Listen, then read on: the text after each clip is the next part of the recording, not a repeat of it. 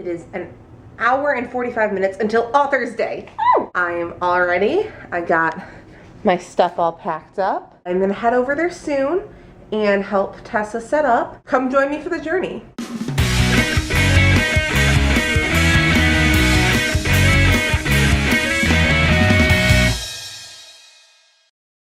We are in the room and we started setting up. We're gonna have food over on that table.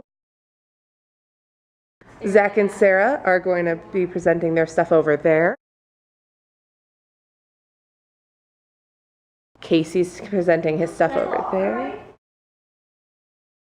There's Tessa, wondering if she spelled author right. Tessa's putting the finishing touches on her poster. You will remember hers from our little interview with her on Finals and Hearts. My poster and books. Say hello. Yo. Wee. What Nano is in November you sit down, you cry a little bit, and you write 3,000 words, and a story comes out of it. Tessa is a junior English major, and as I said before, she's the president of the club. And typically when people think of Tessa, they see her as a very energetic, overly positive, bubbly person. And she loves messing with this perception in her writing. With a penchant towards the macabre, Tessa skillfully executes settings full of gore and dissonance. So, without any further ado, Tessa. We jumped into the cruiser, making our way to the abandoned section of an old plant nursery. He's been with the club for about a year and somehow continues to keep coming. I've never seen a person so vehemently attempt to convince everyone that they are an underachiever while simultaneously achieving so much.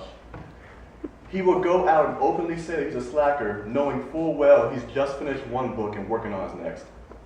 So, if you can find the energy to walk on up here, I present you, Zachary Dixon. I heard the script of a chair move to my left. You said you'd give it an honest try this time. Finding resources for writing, or random supplies that the club needs, or just simply gushing about something he's a fan of. He's just a wonder to be around. So, without further ado, Casey Rubin. All aboard!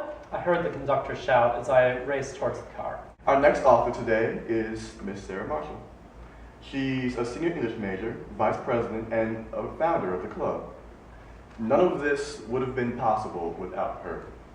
And on a personal note, I can say that I wouldn't have known that this club was in existence without her. And it's her quiet leadership that allowed the club to be what it is today. So, please give a warm round of applause for Sarah Marshall. Liam, who was sitting on the bed, tying her shoelaces together out of boredom, shrugged at her as she passed by.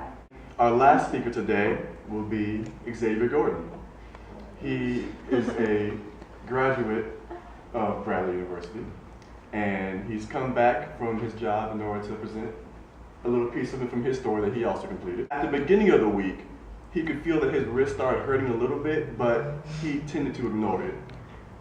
By the end of the week, he had written himself into a wrist cast, and he finished the book.